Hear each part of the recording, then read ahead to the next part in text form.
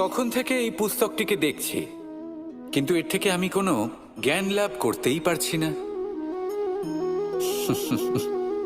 এবার আপনি বলবেন যে আজ কেমন বিচিত্র কথা বলছি আমি। যদি এই পুস্তক থেকে আমাকে জ্ঞান লাভ করতে হয়, তাহলে শুধুই তাকিয়ে থাকলে হবে না। আমাকে এই পুস্তককে খুলতে হবে, পড়তে হবে, তাকে বুঝতে হবে, তবেই তো জ্ঞান প্রাপ্তি হবে। বড়ই সহজ একটা ব্যাপার, কিন্তু একে যাপন করা অত্যন্ত কঠিন, তাই না? আপনি নিজেকেই দেখে নিন। আপনার কাছে অনেক জ্ঞান রয়েছে। সহজ থেকে সহজতর জ্ঞানের কথা যদি বলি, আপনি এটুকু তো জানেন যে সত্যি কথা বলা ভালো কাজ, দান করা হলো পুণ্যের কাজ। আপনি জানেন যে পরিশ্রম করলে সাফল্য আসবে। এই জ্ঞান তো আমাদের কাছে রয়েছে, এমন অনেক জ্ঞান আমাদের কাছে রয়েছে, কিন্তু আলস্যের কারণে, অবহেলা করে আমরা শুধু এই জ্ঞান প্রয়োগ করতে পারি না, এই জ্ঞান যাপন করতে পারি না, একে আচরণে প্রয়োগ করতে পারি না, সেই জন্য দুঃখী হয়ে যাই। তাই আপনার কাছে যা যা জ্ঞান আছে, যা যা জ্ঞান আপনি লাভ করেছেন, সেই জ্ঞান যাপন করা শুরু করুন, জীবনে প্রয়োগ করতে শুরু করুন। এই মন প্রত্যেকটি মুহূর্তে প্রসন্ন থাকবে, আর লক্ষ্যপ্রাপ্ত করে এই মন বলবে, রাধা রাধা। আমি এইভাবে প্রত্যেক দিন নিজের সাথে কিছুটা সময় অতিবাহিত করি, সুচিন্তা করি, কারণ আমি এটা মনে করি যে আমার প্রতিদ্বন্দ্বী অন্য কেউ নয়, বরং আমি নিজেই। আর আমি চেষ্টা করি যে আমি যেন নিজেকে নিজের থেকে বেশি শ্রেষ্ঠ করে তুলতে পারি। তাই প্রতিদিন আমি আকলন করি নিজের কর্মের, যে কাল আমি কি উচিত করেছি, কি অনুচিত করেছি, যে ভুল আমি করেছি তা আজকে কি করে শুধরে নিতে পারি। যে শ্রেষ্ঠ কর্ম আমি কাল করেছি, আজও সেই শ্রেষ্ঠ কর্ম আমাকে করতে হবে। শুধু এই প্রক্রিয়াতেই আমি নিজেকে শ্রেষ্ঠ ব্যক্তি, শ্রেষ্ঠ রাজা, একজন শ্রেষ্ঠ পিতা, পুত্র করে তুলি। এইভাবেই আমি একজন শ্রেষ্ঠ মানুষ হয়ে উঠি। আপনিও এই কথা মনে রাখবেন যে আপনার প্রতিস্পর্ধা অন্য কারোর সাথে নয়, বরং নিজের সাথে। তাই নিজের কর্মের আকলন করুন, নিজের মধ্যে যে দোষ আছে তা ত্যাগ করুন, নিজেকে শুধরে ফেলুন। এই মন সবসময় সুপ্রসন্ন থাকবে এবং লক্ষ্য প্রাপ্ত করে বলবে, রাধা রাধা। সকলে আমাকে জিজ্ঞেস করেন যে কৃষ্ণ, তুমি সবসময় হাসি মুখে কি করে থাকো, এত প্রসন্ন কি করে থাকো তুমি? এই সমগ্র সংসারে চতুর্দিকে সমস্যা রয়েছে, দুঃখ রয়েছে, তাও হাসি মুখে কি করে থাকো? সত্যি কথাই বটে, এই সংসারে চারিদিকেই দুঃখ রয়েছে, প্রত্যেকের জীবনে সমস্যা রয়েছে। কৃষ্ণের জীবনে একটু বেশি সমস্যা রয়েছে, তাও আমি হাসতে থাকি। কেন? কারণ হলো প্রেম। আমার সমস্ত মনোযোগ কেন্দ্রীভূত থাকে সেই প্রেমের প্রতি যা আমি পেয়ে থাকি, যেমন রাধার প্রেম, দ্বারকার প্রেম, দাদার প্রেম, স্ত্রীর প্রেম, পুত্রের প্রেম, মাতা পিতার প্রেম আদি ইত্যাদি। আমার মনোযোগ এই প্রেমের প্রতি কেন্দ্রীভূত থাকে। আর যখনই আমি এই প্রেমের কথা স্মরণ করি, মুখে দুশ্চিন্তা অথবা দুঃখের আবেগ দেখা অসম্ভব ব্যাপার। শুধু এটাই হলো রহস্য কৃষ্ণের হাসি মুখে থাকার, তার হাসির রহস্য। আপনিও জীবনে এটাই করুন। আপনি জীবনে যে ভালোবাসা পেয়েছেন তার প্রতি মনোনিবেশ করুন। ধন্যবাদ জানান সেই প্রেমকে, ধন্যবাদ জানান সেই সকল ছোট ছোট বস্তুকে যা আপনি জীবনে পেয়েছেন। আমি নিশ্চিত রূপে বলতে পারি যে আপনার সমস্ত জীবন বদলে যাবে। সংকল্প করুন যে আপনি এই জীবনে শুধু প্রেম বিতরণ করবেন। এই মন জীবনের প্রত্যেক মুহূর্তে প্রসন্ন থাকবে আর আনন্দ সহকারে বলবে, রাধা রাধা। কখনো কোনো বৃক্ষকে দেখেছেন? এই ধরিত্রী থেকে ততটুকুই জল নেয় যতটুকু তার প্রয়োজন। কোনো প্রাণীকে দেখুন, এই প্রকৃতি থেকে ততটুকুই খাবার গ্রহণ করবে যতটুকু তার খিদে রয়েছে। খিদে মিটে গেলে আর খাবে না। এবার মনুষ্যকে দেখুন, সে নিজের জীবনে যা কিছু পেয়েছে, বস্তু, ধন, খাবার, শক্তি, প্রয়োজনের থেকে অনেক বেশি লাভ করার চেষ্টা করে থাকে। প্রয়োজনের থেকে বেশি যদি পেয়েও যায়, তাহলেও তার কম মনে হয়। এবার এরকম ঠিক কেন হয়? এর পিছনের কারণ কি? কারণ হলো লোভ। লোভের আগুন কিছু এমন হয়, যদি মানুষের মনে একবার প্রজ্বলিত হয় তাহলে শুধু বাড়তেই থাকে। ততক্ষণ বাড়বে যতক্ষণ না আপনি নিজে তাকে বাধা দিচ্ছেন। তবেই পরিমিতি বোধের চিন্তা। আপনাকে শুধু নিজেকে একটা সরল প্রশ্ন করতে হবে। যখনই মনের মধ্যে কোনো বস্তুর প্রতি, শক্তির প্রতি, ধনের প্রতি, ভোজনের প্রতি লোভ বেড়ে যায়, নিজেকে প্রশ্ন করুন, এটা কি আমার কাছে ততটাই প্রয়োজনীয় যতটা একটা বৃক্ষের কাছে জল, যতটা একটা প্রাণীর কাছে ভোজন? এটা কি ততটাই প্রয়োজনীয়? যদি উত্তর না হয়, তাহলে নিজেকে সেখানেই বাধা দিন। সেই ভাবনা সেখানেই ত্যাগ করুন, কারণ সেটাই হলো লোভ। ঠিক এইভাবেই প্রয়োজনীয়তার চিন্তা করে আস্তে আস্তে এই মন নির্লোভ হয়ে উঠবে। আর এই মন প্রসন্ন হয়ে বলবে, রাধা রাধা।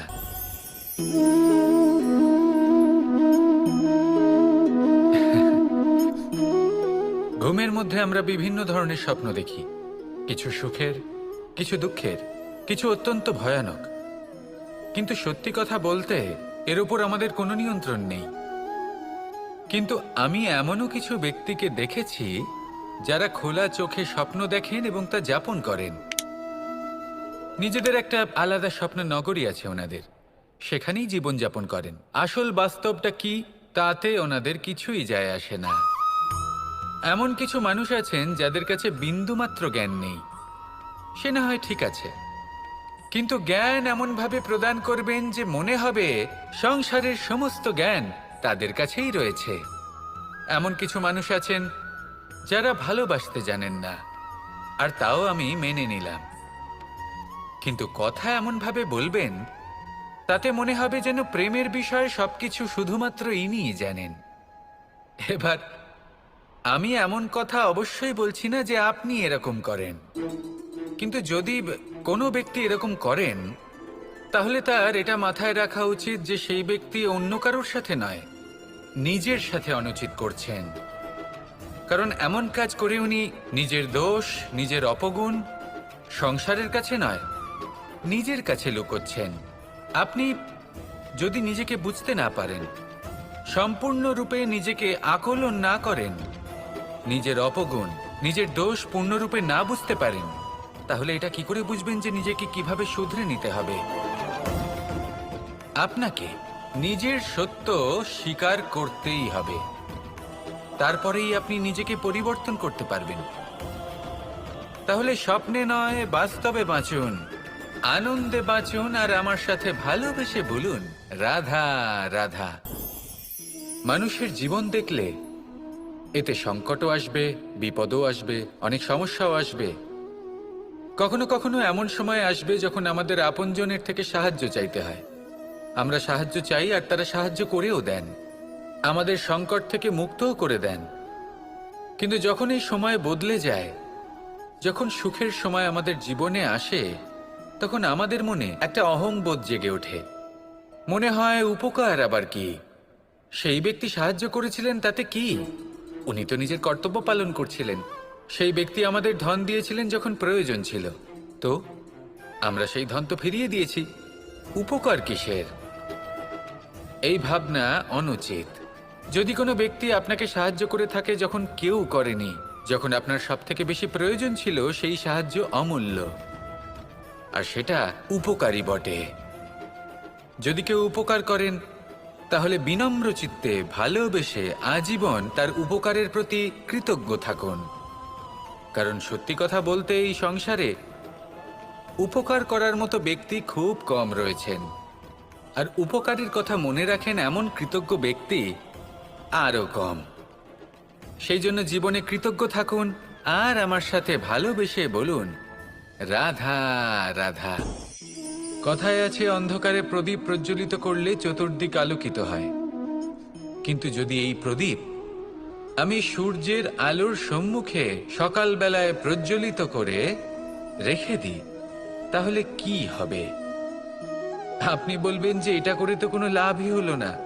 সূর্যের প্রকাশের সামনে এই প্রদীপ আসলে কিছুই নয়। এবার এই চিন্তা ভাবনা প্রত্যেক দিন করতে হবে, আর একটা অমূল্য শিক্ষা পেতে হবে।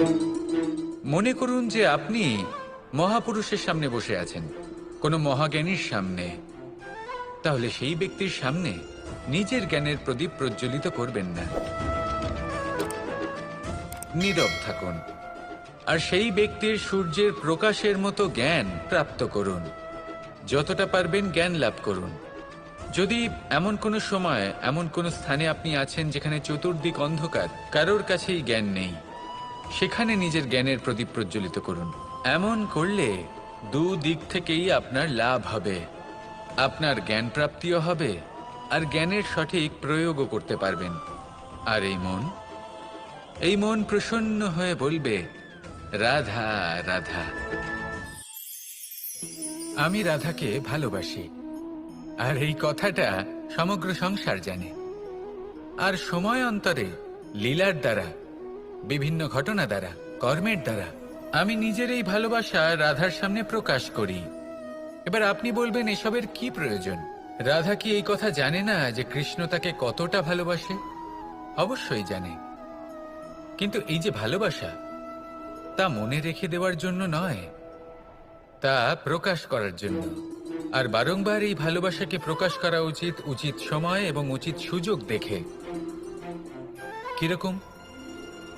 এবার যদি আপনি প্রেমীর সাথে কোনো উৎসবে থাকেন, তাহলে তার সাথে নৃত্য সঙ্গীত করুন।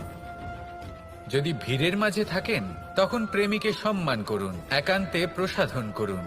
দুঃখের সময় তার হাত ধরে থাকুন, সুখের সময় আলিঙ্গন করে রাখুন। এই প্রেম যত প্রকাশ করবেন, ততই এই প্রেমের বৃদ্ধি হবে। এই প্রেম আরো বেশি গভীর হবে, অটুট হবে। তাই এই প্রেমকে মনে নয়, আপনার জীবনে স্থান দিন। মন খুলে প্রকাশ করুন আর আমার সাথে ভালোবেসে বলুন, রাধা রাধা। এবার ধরুন আমাকে দ্বারকা থেকে হস্তিনাপুর যেতে হবে, আর পথে আমি প্রত্যেকটা এমন স্থানে দাঁড়াচ্ছি যেখানে আমার মন আপ্লুত করার মতো কোনো দৃশ্য দেখতে পাচ্ছি, বা কোনো ব্যক্তিকে দেখতে পাচ্ছি, বা কোনো প্রসঙ্গ দেখতে পাচ্ছি, বা কোনো নাটক দেখতে পাচ্ছি। তাহলে কি আমি কখনো হস্তিনাপুরে উচিত সময়ে পৌঁছতে পারবো? কখনোই নয়। মানুষকেও ঠিক এই কথাটাই মাথায় রাখতে হবে। মানুষ মনের মধ্যে একটা লক্ষ্য স্থির করেন, সেই পথে অগ্রসর হয়ে পড়েন। এবার সেই পথে এগোতে এগোতে অনেক মানুষজন, অনেক ঘটনা, অনেক সমস্যা চলে আসে, যার ফলে তার মন বিচলিত হয়ে পড়ে। যদি মন বিচলিত হয়ে যায়, তাহলে লক্ষ্যের প্রতি কিভাবে একাগ্রচিত্ত হবেন? সেই জন্য অত্যন্ত আবশ্যক যে আপনি সময়ের সদ্ব্যবহার করুন সেই পথে চলার জন্য।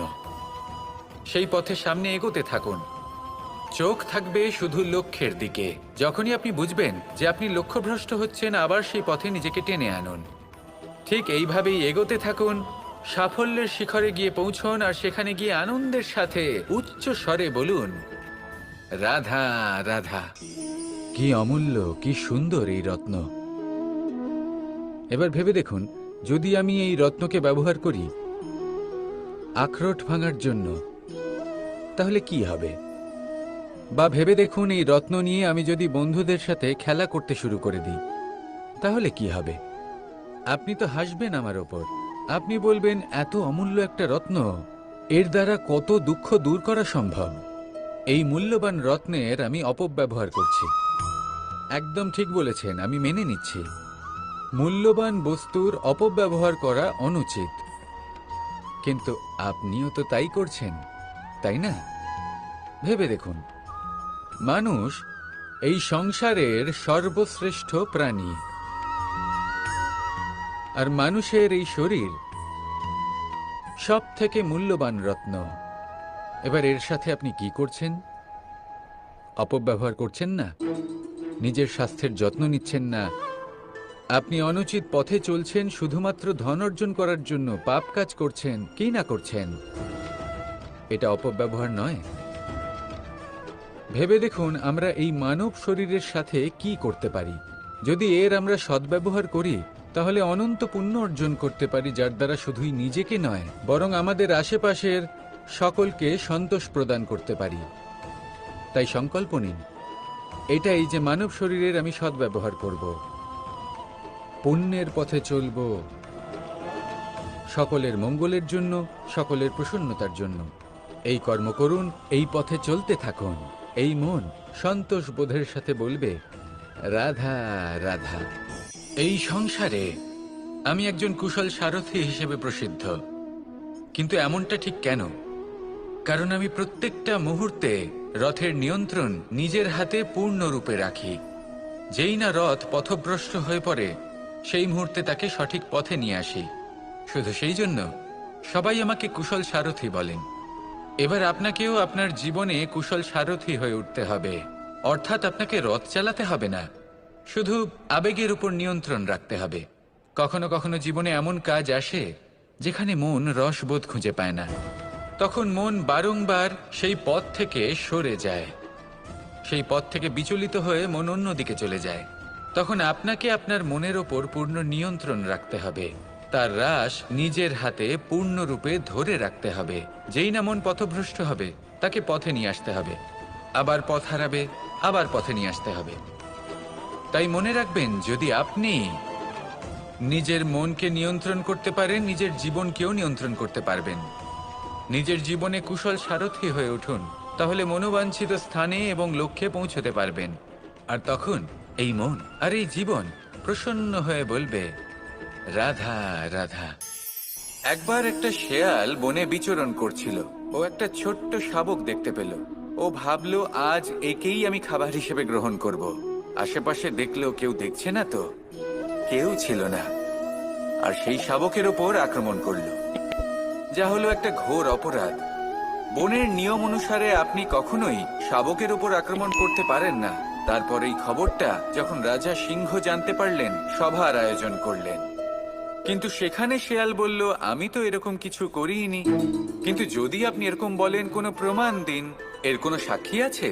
তখন রাজা সিংহ পেঁচাকে ডেকে পাঠালেন, যে সেই মুহূর্তে বৃক্ষের শাখার ওপর বসেছিল, সে সব কিছু দেখেছিল। পেঁচা সব সত্যি কথা বলল, আর শেয়ালকে মৃত্যুদণ্ড দেয়া হলো। এবার এই কাহিনী আমি আপনাকে কেন শোনালাম? কারণ মানুষও কখনো কখনো এরকম কর্ম করেন যা শিয়াল করেছে। এটা ভাবেন কেউ দেখছে না, যখন আমি অনুচিত কর্ম করতেই পারি। কিন্তু না, আপনি যাই করুন না কেন, কেউ না কেউ অবশ্যই তা দেখছে। কোনো ব্যক্তি না হলেও কোনো প্রাণী, না হলে কোনো যক্ষ বা দেব বা প্রেত। যদি এনারা কেউ না দেখেন, তাহলে ধরিত্রী মাতা দেখেন, যেখানে দাঁড়িয়ে আপনি সেই কর্ম করছেন, তাই না? তাই একটা কথা সবসময় মনে রাখবেন, কে দেখছেন কে দেখছেন না সেই বিষয়ে ভাবা ছেড়ে দিন। এটা খুব সহজ কথা। আপনি যদি উচিত কর্ম করেন, উচিত ফল পাবেন। যদি অনুচিত কর্ম করেন, তাহলে আপনি অনুচিত ফল অবশ্যই পাবেন। সেই জন্য উচিত পথে চলতে থাকুন, উচিত কর্ম করতে থাকুন, আর আমার সাথে ভালোবেসে বলুন, রাধা রাধা। আমাদের হাতটা দেখুন। এই হাতে 5টা আঙুল আছে, যা ভিন্ন ভিন্ন ধরনের, একরকম কেন নয়? কারণ হলো প্রত্যেকের নিজের নিজের গুরুত্ব আছে, নিজের নিজের মাহাত্ম্য আছে। এরা ভিন্ন, তাই একত্রিত হয়ে মুষ্টিবদ্ধ করা সম্ভব, যার দ্বারা আমরা আত্মরক্ষাও করতে পারি, আবার আক্রমণও করতে পারি। যদি 5টি আঙুল সমান হতো, তাহলে মুষ্টিবদ্ধ হতে পারত না, নিজেদের মধ্যে বিভ্রান্তির সৃষ্টি করত। এবার এরকমই কিছু আমাদের সংসারেও হয়। আমাদের দেশ, যেখানে একটি ভূমির ওপর ভিন্ন ভিন্ন ধর্মের মানুষ বাস করেন, ভিন্ন ভিন্ন জাতি, ভিন্ন ধর্ম, ভিন্ন ভাষা। কিন্তু যদি আমরা এটা ভাবি যে কিভাবে এই দেশকে কল্যাণের পথে নিয়ে যাওয়া যায়, কিভাবে এর বিকাশ করা সম্ভব, তাহলে আমাদের একত্রিত হওয়া শিখতে হবে। যেইভাবে 5টা আঙুল একত্রিত হয়, মুষ্টিবদ্ধ হয়, সেইভাবেই আপনার যে ভাষাই হোক, যে ধর্মই হোক, যে জাতি হোক না কেন, ঠিক আছে, আবশ্যক হলো আপনার নিজের কর্মভূমির সাথে, আপনার ধরিত্রীর সাথে যুক্ত থাকা, সাথে থাকা। তবেই দেশের উন্নয়ন সম্ভব, তবেই এই দেশ স্বতন্ত্র থাকবে, সফল হবে, আর এই মন প্রসন্ন হয়ে বলবে, রাধা রাধা।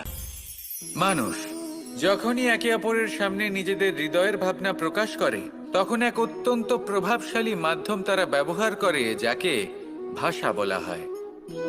এবার আমি দেখেছি যে একজন মানুষ অনেকগুলো ভাষাতেই নিপুণ।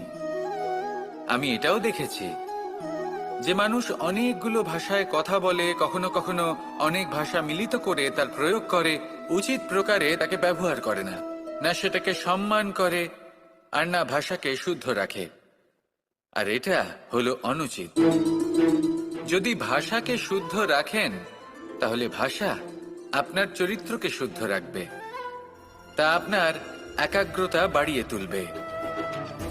এই প্রত্যেক ধ্বনিকে অনুভব করে যদি আপনি শব্দের উচ্চারণ করেন, ভাষাকে প্রয়োগ করেন, তাহলে আপনিও আনন্দ পাবেন, আর যিনি শুনছেন সেই ব্যক্তির কানেও মধুর শব্দ বাজবে। তাই মনে রাখবেন, যে ব্যক্তি ভাষার পবিত্রতাকে সম্মান করে তাকে সংসারও সম্মান করে। ভাষাকে শুদ্ধ এবং পবিত্র রাখুন, তাহলে ভাষা আপনার চরিত্রকেও শুদ্ধ এবং পবিত্র রাখবে। আর এই মন সুপ্রসন্ন হয়ে বলবে, রাধা রাধা। আমি রথে যাত্রা করি, তাতে বারবার পথে থামি আর দেখি যে আমি অনুচিত দিকে যাচ্ছি না তো, আমি উচিত পথেই যাচ্ছি তো। কারণটা কি? কারণ হলো যাতে আমি পথভ্রষ্ট না হয়ে যাই। জীবনযাত্রাতেও এটাই প্রয়োজন। জীবনযাত্রায় ভোগবিলাসের পথে হারিয়ে যাওয়া খুব সহজ। বারবার থেমে আপনাকে দেখতে হবে, নিজেকে কিছু প্রশ্ন করতে হবে। আমি কি আজ সেই কর্মই করছি যেটা আমি করতে চেয়েছিলাম? আমি কি আজ সেই জীবন যাপন করছি যেমন আমি যাপন করতে চেয়েছিলাম? যদি এই প্রশ্নগুলোর উত্তর হ্যাঁ হয় তাহলে এগোতে থাকুন, নয়তো থেমে যান এবং বিচরণ করুন। মনে রাখবেন, এই সংসার অত্যন্ত জটিল আর এতে হারিয়ে যাওয়া অত্যন্ত সরল। সেই জন্য নিজে থেকে বারবার থামা এবং জীবন চিন্তন করা অত্যন্ত আবশ্যক। তাহলে সেটাই করুন আর আমার সাথে ভালোবেসে বলুন, রাধা রাধা। এই ফল কি তা বলার কোনো প্রয়োজন নেই, এই ফল কতটা সুস্বাদু সেটাও বলার কোনো প্রয়োজন নেই। ধরুন এমন কোনো মানুষ আসলেন যিনি জানেন না এটা কোন ফল। তিনি এটা দেখে ভাববেন, এ তো কাঁটার একটা গুচ্ছ মনে হচ্ছে, নিয়ে ফেলে দেবেন। সেখানে দ্বিতীয় কোনো ব্যক্তি যিনি বুঝদার, তিনি দেখবেন, ভাববেন যে প্রকৃতি এর গায়ে এত কাঁটা কেন দিয়েছে? অবশ্যই সুরক্ষার জন্য দিয়েছে, অর্থাৎ ভিতরে অবশ্যই অমূল্য কিছু রয়েছে। সেই ধরনের ব্যক্তি এই ফলের অন্তরে প্রবেশ করেন এবং এই ফলের আনন্দ উপভোগ করেন। এরকমই কিছুটা আমাদের সংসারেও আমরা দেখতে পাই। প্রত্যেকদিন আমরা নতুন নতুন মানুষের সাথে পরিচিত হই। এমন কিছু ব্যক্তি থাকেন যাদের সাথে প্রথম আলাপের পর আমাদের এটা মনে হয় যে এই ব্যক্তিকে দেখে একটু রাগী ব্যক্তি মনে হচ্ছে, বড়ই অহংকারী বোধ হচ্ছে, উদ্ধত মনে হচ্ছে। বেশিরভাগ মানুষ প্রথম আলাপের পরে তাদের সাথে দূরত্ব বজায় রাখবেন, কিন্তু যিনি বুঝদার ব্যক্তি তিনি ভাববেন যে এই ব্যক্তি এমন কেন করছেন। হয়তো সুরক্ষার খাতিরে এই ব্যক্তি নিজেকে এরকম করে তুলেছেন যাতে অন্য কোনো ব্যক্তি এসে ওনার সময় নষ্ট না করেন, ওনার আবেগের সাথে ছলনা না করেন, খেলা না করেন। হয়তো অতীতে এমন কোনো ঘটনা ঘটেছে যার জন্য এই ব্যক্তি কিছুটা এরকম হয়ে গেছেন। এমনই একজন ব্যক্তি সেই ব্যক্তির মনের গভীর পর্যন্ত পৌঁছতে পারেন আর সেখান থেকে শুভ গুণগুলিকে বাইরে বের করে আনতে পারেন। এরকমই ব্যক্তি হয়ে উঠুন, এমন বুঝদার ব্যক্তি হয়ে উঠুন যিনি সামনের ব্যক্তির খারাপ গুণগুলিকে অবহেলা করে হৃদয়ের অন্তঃস্থল থেকে শুভ গুণগুলিকে প্রকাশিত করে এবং সেই ব্যক্তিকে দেখাতে পারে। এমন ব্যক্তি হয়ে উঠুন যিনি নিজের জীবনকেও সফল করে তোলেন এবং অন্যের জীবনকেও। আসুন আমার সাথে ভালোবেসে বলুন, রাধা রাধা। আপনি অবশ্যই কোনো গাছ দেখে থাকবেন যেখানে অনেক ফল রয়েছে। সেই গাছের ডালগুলি নিজে থেকেই নত হয়ে যায়। কেন? যাতে মানুষ, প্রাণী, এরা সকলে যাতে সেই ফল খুব সহজে গ্রহণ করতে পারেন। এটাই হলো প্রকৃতির শিক্ষা। এটাই হলো প্রকৃতির নিয়ম। মানুষেরও কিছুটা এরকমই হওয়া উচিত। যদি আপনি সাফল্যের চরম সীমায় পৌঁছে যান, অনেক বেশি ধন অর্জন করে ফেলেন, তখন মনে রাখবেন যে আপনি যেন অহংকারী না হয়ে পড়েন। বিনম্র থাকতে হবে। সেই ধনকে ব্যবহার করতে হবে উচিত কাজের জন্য। সেই ধনের দ্বারা সমাজের মঙ্গল করা উচিত। সকল মানুষকে সাহায্য করা উচিত যাদের ধনের অভাব আছে। যদি ধনী হওয়া সত্ত্বেও আপনি ধনের সদ্ব্যবহার এই সমাজের মঙ্গলের জন্য, তার ভালোর জন্য না করেন, যদি আপনি ধন দান না করেন, তাহলে এই ধন অহংকার রূপী বিষে পরিণত হয়ে আপনাকেই নাশ করবে। তাই ফলে ভরা গাছের মতো নত হয়ে থাকুন, বিনম্র হয়ে থাকুন, দান করুন, আর আমার সাথে ভালোবেসে বলুন, রাধা রাধা। আমি অনেক সংখ্যক মানুষকে দেখেছি, তাদের কাছে অত্যাধিক জ্ঞান আছে, শিল্প আছে, ধন আছে, কীর্তি আছে, কিন্তু তারা এই সব কিছু নিজেদের কাছেই রাখেন, এই সমাজে বিতরণ করেন না। কারণ হলো ভয়। ওনাদের মনে হয় যে যদি আমি এই সব কিছু সমাজে বিতরণ করি, তাহলে সমাজ আমার শিল্প হোক, ধন হোক, জ্ঞান হোক, কীর্তি হোক, সবকিছু চুরি করে নিয়ে যাবে, আর তার বদলে আমি কিছুই পাবো না। এটা কিন্তু সত্য নয়। সত্য হলো এটাই যে যদি আপনি নিজেকে এই সংসারের প্রতি সমর্পিত করেন, তাহলে এই সংসার আপনার প্রতিও সমর্পিত থাকবে। আপনি শুধু ধন, জ্ঞান, কীর্তি, সম্মান পাবেন তাই নয়, বরং এই সমাজ আপনাকে নিজের চোখে হারাবে, মনের মধ্যে স্থান দেবে। তাই এই ভয় ত্যাগ করে দেখুন কিভাবে এই সমাজ আপনাকে প্রেম সমর্পণ করে। আসুন আমার সাথে ভালোবেসে বলুন, রাধা রাধা। এগুলো হলো নিম পাতা। যদি এগুলো চেখে দেখেন, তাহলে মুখ বিকৃত হবে। এগুলো কি তেঁতো খেতে, হে নারায়ণ! এর থেকে বেশি তিক্ত সংসারে আর কিছুই হতে পারে না। হয়তো আপনি এগুলো ফেলেও দেবেন, কিন্তু যদি এই স্বাদের ঊর্ধ্বে উঠে এই নিমের বিষয়ে আপনারা জানতে চেষ্টা করেন, তাহলে আপনি জানতে পারবেন যে এই নিম কতটা বেশি গুরুত্বপূর্ণ, কত গুরুত্বপূর্ণ ওষুধ, আর আমাদের শরীরের জন্য কতটা বেশি লাভজনক। এই নিম, এর মধ্যে অনেক রোগের উপশম নিহিত রয়েছে। এবার জীবনে আমরা বিভিন্ন মানুষের সাথে পরিচিত হই, নেত্র দ্বারা তাদের দেখি, কিন্তু তাদের আমরা খুব একটা পছন্দ করি না। সেক্ষেত্রে আমাদের কি করা উচিত? অন্তর মন দিয়ে তাদের দেখা উচিত। ওনাদের রূপ রং নয়, ওনাদের ব্যবহার, ওনাদের গুণাবলী দেখা উচিত।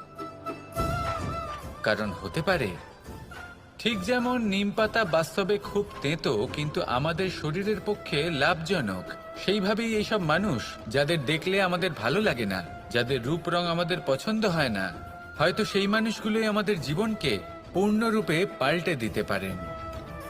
হতে পারে তাদের মধ্যে এমন ক্ষমতা রয়েছে, আমাদের সুখ, শান্তি, প্রেরণা প্রদান করতে পারেন, আমাদের দুঃখ হরণ করতে পারেন, আমাদের পথ দেখাতে পারেন। সেই জন্য যখনই কোনো ব্যক্তিকে দেখবেন, চর্মচক্ষু নয়, অন্তর্মন দিয়ে দেখবেন, রূপ রং নয়, গুণাবলী দেখবেন, মানুষকে আরো ভালোভাবে বুঝতে পারবেন, আর এই মন প্রসন্ন হয়ে বলবে, রাধা রাধা। এই সংসারে সবাই বলেন, আমি অর্জুনের মতো হয়ে উঠতে চাই। সবাই চায় যে তারাও যেন অর্জুনের মতো গান্ডীব লাভ করে। তারাও চায় যে তাদেরকেও মহাদেব এসে পশুপতি অস্ত্র দান করবেন। তারাও এটাই চায় মহাভারতের মতো মহাসংগ্রামে বিজয়ী হতে। কিন্তু সবাই ভুলে যান যে অর্জুন যা হতে পেরেছিলেন সবকিছুই অর্জন করেছিলেন।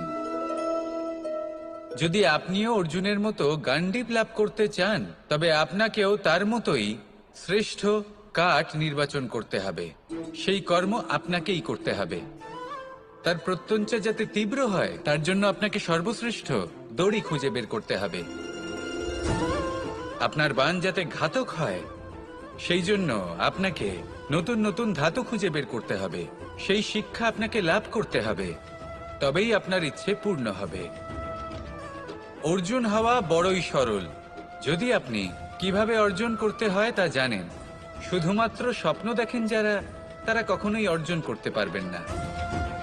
কিন্তু যদি কেউ অজ্ঞাতবাস ভোগ করতে পারে, যদি কেউ লাক্ষাগৃহ থেকে পালিয়ে বাঁচতে পারে, যদি কেউ কঠোর তপস্যা করতে পারে, প্রতীক্ষা করতে পারে এবং পরিশ্রম করতে পারে, তাহলে সে অর্জুন অবশ্যই হয়ে উঠবে। যদি আপনি অর্জুন হয়ে উঠতে চান, তাহলে কর্ম করতে শিখুন আর আমার সাথে ভালোবেসে বলুন রাধা রাধা।